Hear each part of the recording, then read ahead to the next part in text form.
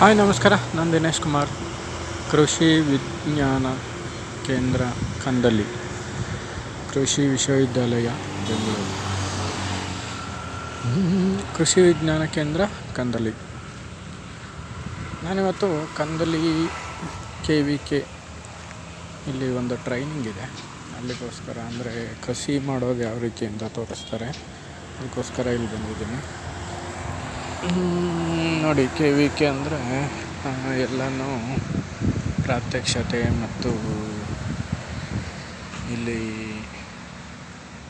ಏನು ಅಂದರೆ ಬೆಳೆಗಳ ಬಗ್ಗೆ ಎಲ್ಲ ಇಲ್ಲಿ ಮಾಹಿತಿ ಕೊಡ್ತಾರೆ. ಮತ್ತು ಕ್ಲೀನಾಗಿ ಮಾಹಿತಿ ಕೊಡ್ತಾರೆ. ಮಾವು ಬಾದಾಮಿ ತಳಿ,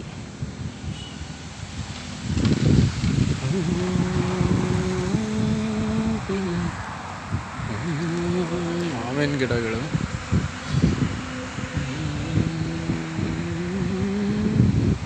ಕೃಷಿ ವಿಜ್ಞಾನ ಕೇಂದ್ರ ಕಂದಲಿ.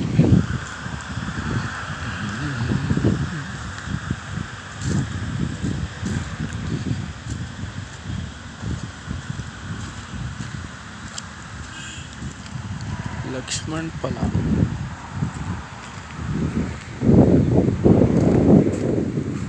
ರಾಮಫಲ,